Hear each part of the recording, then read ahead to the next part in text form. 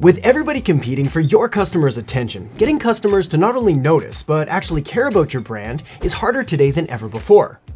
We think we need to be helpful, we need to provide a solution, we need to educate, we need to go above and beyond brand storytelling to really do something more. Smart marketers know this and are finding new and creative ways to better connect with their market. Customers aren't afraid to spend, but they've become pickier and expect personalized experiences, socially conscious companies, and the ability to interact and engage with brands when and where they want, making omnichannel marketing pretty much mandatory. But all these things take time and cost money and raise the level of marketing complexity. I'm Erhart, and today I want to unpack a recent episode of Connections, the show for marketers on Salesforce Plus. In this episode, Bloomberg Media CMO Ann Kawalerski talks about some key insights into what she and Bloomberg are doing in order to be ready for whatever's ahead. I'm going to take some of the bigger picture ideas she shares and translate them into proven and profitable marketing strategies, tactics, and frameworks that you can use right now in order to stay ahead of the curve, create better and more effective marketing campaigns, and get more from less. Before we start, if you want to check out the full episode, you can right after this on Salesforce Plus. It's completely 100% free to watch, and there are a ton of other great episodes on there as well. So I'll make sure to put a link down in the descriptions for you to check out right after this video. For now, let's start unpacking one of the most important psychological marketing principles to understand: why customers buy. To remain competitive today, it's not enough to know who your customers are and what they care about. You also need to know why. You're big on learning from your audience. You recently conducted a huge audience survey. Tell me about it. We know that they're successful in and out of the office, but we didn't know what they cared about, why. And some interesting findings came out of that. So first and foremost, not only do they want to succeed, they actually want to change the world. That's a huge ambition. And so how do we, as sort of a content news insight provider, feed them and empower them to do that? The way consumers see themselves determines their behavior. If a consumer believes themselves to be socially responsible, value conscious, but still trendy and cool, they'll make buying decisions that confirm those beliefs. On the other hand, if a consumer sees themselves as smart, sophisticated, and having exquisite tastes, they'll operate from a completely different frame of mind, and their purchase decisions are likely to look very different. If you can align your business, brand, and marketing with how customers see themselves, or more powerfully, how they want to see themselves, then you can align yourself with their most deep-rooted values and beliefs. Customers don't buy when they understand, they buy when they feel understood.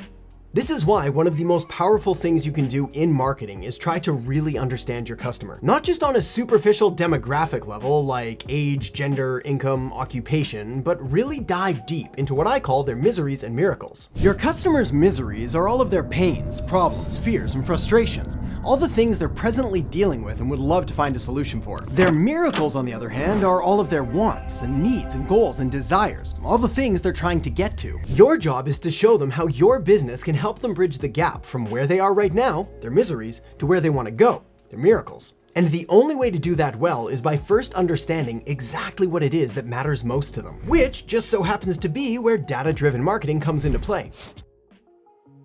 Doing marketing without any clear goal or direction or understanding of what you're doing and why is a recipe for disaster. After all, if you launch a new marketing campaign and it fails, well, you don't know what to fix in order to make it better next time. And if you launch a marketing campaign and it works, well, you don't know why or what was responsible for its success, which means you can't replicate this strategy again in the future with any sense of predictability. But first, there's another Connections clip that I want to share with you to help all this make more sense. I see innovation almost being a hub within marketing. And the creativity. Absolutely. Because thinking outside the box, like new ideas, it's a job as a marketer to do that. And so being able to do that as it applies to revenue is so important. So important, I think, to the point on data too, not losing sight of that side of your brain and that side of the job too, of really the mix of the rigor and the data with the creativity and sort of the inspiring part of what we do.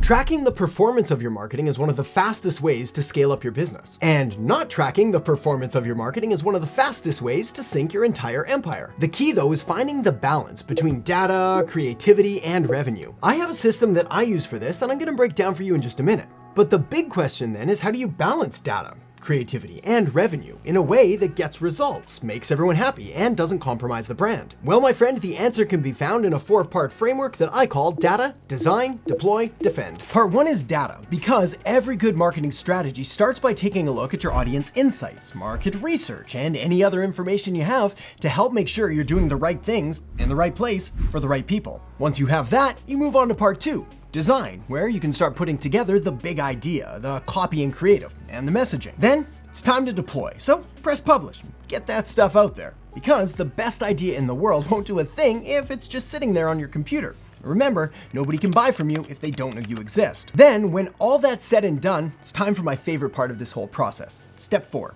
defend.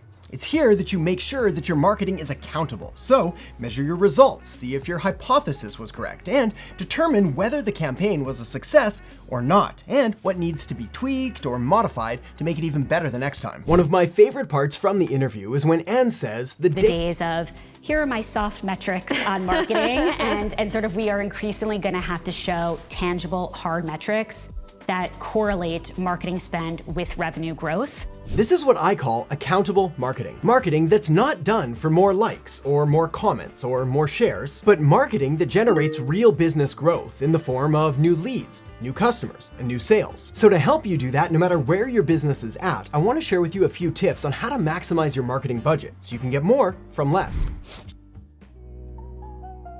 You do literally have to do more with less. So what are you not gonna do? This next part is gonna sound simple, but stick with me. The best way to maximize your marketing budget is to do more of what works and less of what doesn't. Yeah, that was pretty deep, I know. But this is where you get to tie together the importance of knowing who your customers really are alongside building data-driven marketing campaigns. Because when you do, things get a whole lot more effective and profitable. And fun. For example, when you're clear on who your target audience is, where they're present and active online, and what kind of media and content they enjoy, you can focus all of your energy on that and avoid wasting time and money and energy on platforms and channels where you're unlikely to find them. When you know your customer lifetime value, your CLV, you can then work out an acceptable amount to spend in order to acquire a new customer. And when you know your customer acquisition cost, your CAC, you can start measuring different campaigns and platforms against each other in order to find the ones that give you the biggest bang for your marketing buck. But we've only just scratched the surface, and there are a ton more great takeaways and lessons that you can learn from not only this episode of Connections, but the entire series, where we're talking with CMOs from every industry. And you can stream it now completely free on Salesforce Plus just by clicking the link down in the descriptions below this video. And for more actionable takeaways to help you grow your business, make sure to check out the video I've got linked up right here. So check that out now, and I'll talk to you again soon.